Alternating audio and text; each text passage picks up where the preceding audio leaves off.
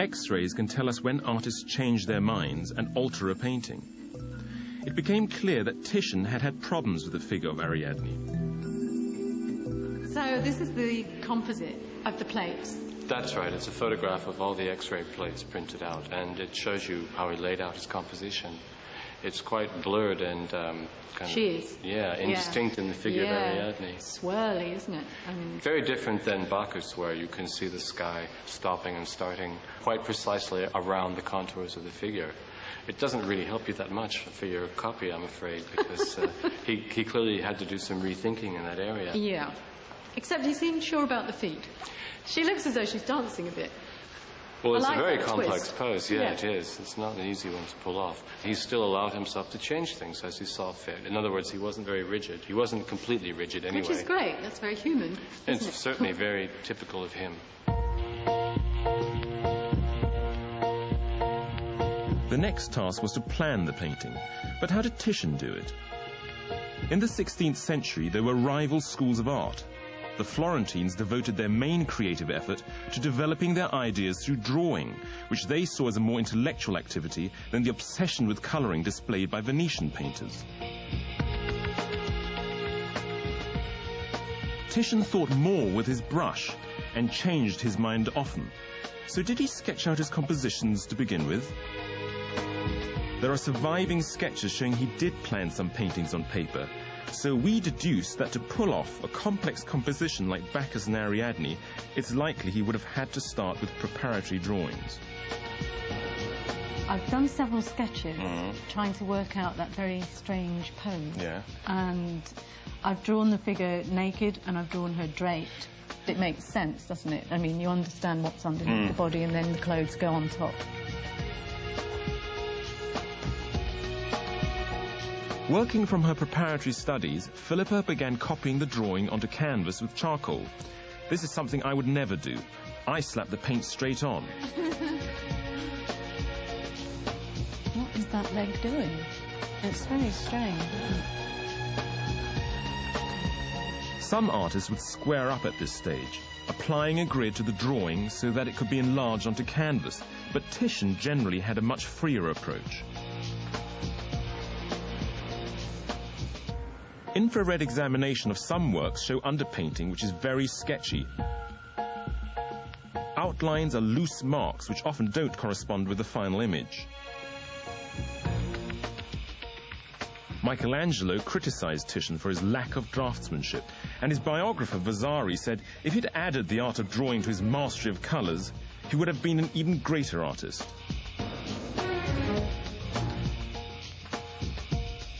Based on what she'd found out by looking at the cross-sections, Philippa then set to work on the background. The apprentices have been busy making the paint we need to use for the sea and the sky. Look at them slaving away, I like to see that. Yeah, it's great to watch other people working. Which colours are they going to make for you? For the sea, they're doing azurite and white lead. And for the sky, I'm going to have ultramarine and white lead. After you did the drawing, it seems that you've blocked in bits of the background, but it seems to be coming over the outline. Why did you do that? From the cross-sections that we saw in the National Gallery, it suggested that the blue goes underneath the flesh. Even though you've established the design of your picture, you would then do the background first and work your way forward. So background, flesh, drapery. So it's quite a naturalistic way of doing it, putting the figure into the landscape rather than painting around it. He did both, and he did both on Bacchus and Ariadne. But with Ariadne, he established where the head was going to be, but changed his mind about the figure quite a lot and used a lot of white to paint her out, paint her in again, perhaps paint the whole of the flesh and then paint the drapery over it. Quite an organic approach to painting, then. Yeah. Do you want to go? Go on, let's have a try.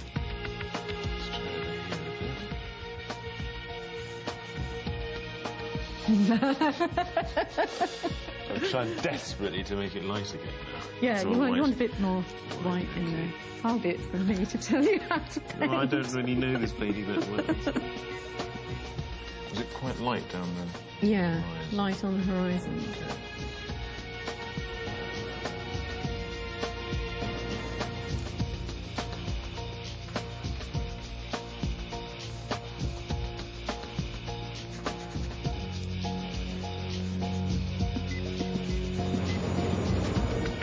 Next, the flesh, what Titian is famous for. But it was proving very difficult to work out what mix of paint he used. You, as a portrait painter, must have heaps of experience of different kinds of flesh. Of course, it always depends on who I'm painting, what their skin tones. I mean, ideally, I like them when they're very pale. Old, of course, because there's lots of character, but pale because there's lots of greens and blues and interesting things happening. But I suppose what I would do is, for a skin tone, I'd use white, vermilion, and maybe just to warm it up a bit of yellow ochre. So what have you found? What has Titian used? Well, in the little cross-section that we looked at in the National Gallery, the flesh was identified as red lake and white, which would be very sugary. Very sweet. It's like a sugared almond. And of course, the painting doesn't look like her that. skin's quite I mean, warm. yes, but that might be to do with it having yellowed with time.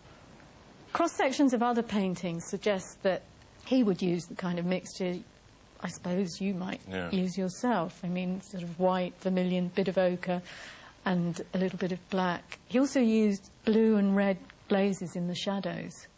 All right, interesting. Which is quite, interesting tip. Yeah. Really, so you're out on a limb here. I'm a bit out on a limb, absolutely, but I'm, you know, going to experiment, see. So which one are you going to start with? I'm going to have a go with the sugary pink mixture first. Right. I mean, the tone's right, but it is very sugary, isn't it? Yeah, so let's try another one. Let's try the other mixture. Oh, I want some more white in there. According to one of Titian's students, Palmer the Younger, he would treat his pictures like a good surgeon would his patient, reducing, if necessary, some swelling or excess of flesh, straightening an arm if the bone structure was not exactly right, and if a foot had been initially misplaced, correcting it without thinking of the pain it might cost him. Yeah, I'm not really happy with them taking it off. Sorry, Titian. Titian's love of flesh has always intrigued me. He makes it so real you want to touch it, which makes me wonder whether he relied on models.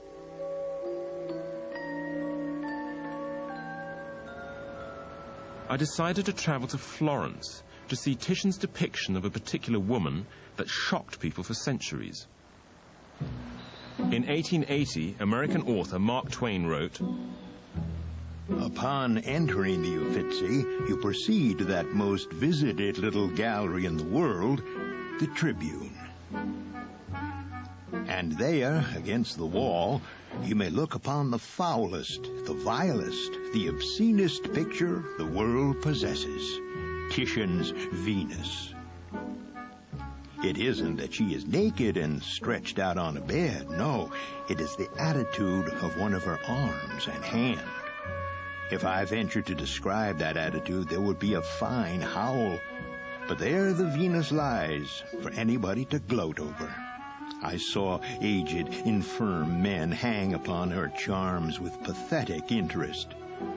There are pictures of nude women which suggest no impure thought. Titian's Venus is very far from being one of that sort.